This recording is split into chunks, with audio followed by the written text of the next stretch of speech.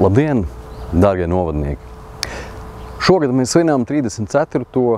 Latvijas neatkarības atjaunošanas gada dienu. Tālajā 1990. gadā, 4. maijā, tika pieņemta Latvijas Republikas neatkarības deklarācija. Tas bija pats pirmais un lielais solis, lai mēs atkal nostātos uz demokrātijas un uz brīvības ceļu. Šajā deklarācijā arī tika atzīts, ka Latvijas Republika ir pastāvējusi de jure kopš 1918. gada, un arī laikā, kad tā atradās Padomju Savienības okupācijas režīmā, tā nezaudēja savu starptautisko subjektu stāvokli.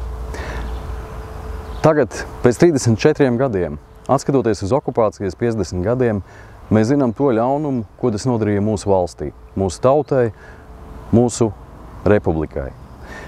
Nav nevienas ģimenes, nav nevienas tautsēmniecības nozares, kas nebūtu cietusi Padomju okupācijas režīma rezultātā. Tika sagrauta ekonomika, tautsēmniecība, cieta ģimenes, un to visu mēs pārdzīvojām. Atskatoties pēc 34 gadiem, mums ir jādomā par nākotni. Mums ir jāizvirza augsti, lieli, ambiciozi mērķi. Mums ir jādomā par savu neatkarību, par savu valsti un jāciena demokrātiskās un brīvības vērtības. Karš Ukrainā ir izrādījis milzīgi izaicinājumu visai demokrātiskajai sabiedrībai, un mums ir pienākums Ukrainai palīdzēt. Demokrātija un brīvība nav tikai tiesība vai dāvana, tas ir arī pienākums.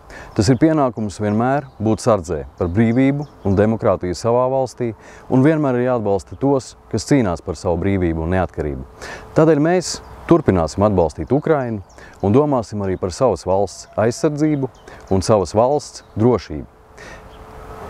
Šodien es vēlos jums novēlēt lielāku ticību savai valstī, pašiem sev un savai tautai. Lai gaiši jums šie svētki, lai Dievs svētī Latviju!